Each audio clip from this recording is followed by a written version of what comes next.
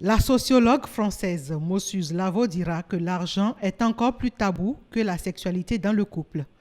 Bien des conflits liés à l'argent émergent souvent dans les couples et peuvent déboucher sur des séparations et des divorces. Dans le contexte sociologique africain et plus particulièrement béninois, la question semble encore plus délicate. Elle touche plus à la sensibilité et à l'orgueil de l'homme. Toute relation, que ce soit entre deux hommes, que ce soit entre deux femmes ou généralement entre une femme et un homme, toute relation qui est basée sur le matériel est toujours vouée à l'échec. Mais cela ne voudra pas dire que dans un couple, l'argent ne doit pas intervenir. Même si elle gagne 100 000 et toi tu gagnes 80 000, il faut savoir raison garder. Il faut que dans les dépenses, il faut que toi sois supérieur qu'elle. Sinon, elle va dicter sa loi. Donc l'homme ne peut pas accepter qu'une femme dicte sa loi. La réussite d'un couple dépend d'un minimum de moyens. Voilà. Mais je dirais qu'un travail préalable est nécessaire.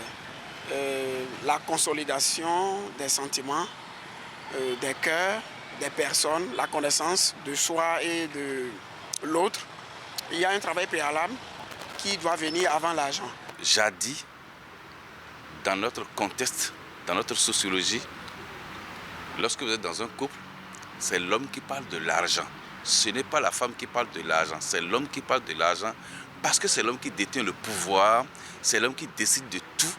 Même si vous êtes commerçante, vous êtes entrepreneur ou quelque chose que vous trouvez l'argent, c'est l'homme qui décide. Et c'est celui qui décide là, c'est lui qui parle de l'argent.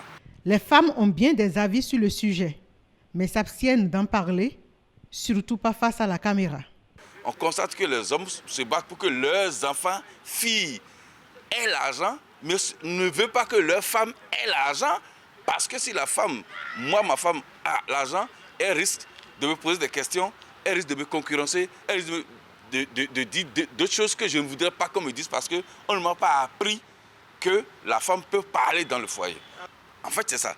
L'argent, c'était comme un secret où l'homme gardait pour garder tout ce que la femme est sur lui. Maintenant que la femme est en train d'avoir l'argent, elle risque de savoir ce que je suis et elle risque aussi de me découvrir. Conséquence, je ne vais pas lui permettre d'avoir l'argent. En fait, c'est tout. L'homme a peur de perdre le pouvoir et veut garder. Maintenant, j'ai dit que les choses ont évolué.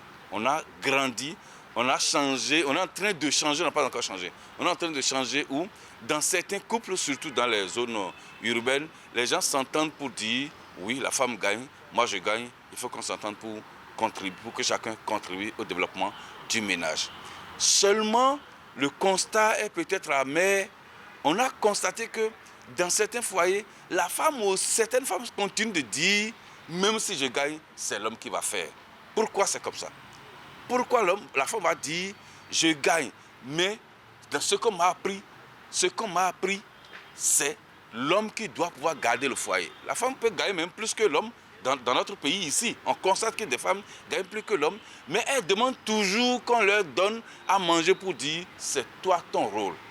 Pourquoi ne peut pas travailler ça pour que la femme puisse reconnaître aussi que oui, si je veux avoir le pouvoir, je dois pouvoir converger mes efforts avec ceux de l'homme pour qu'on en arrive à un bon ménage. La gestion des finances dans le couple reste un sujet délicat.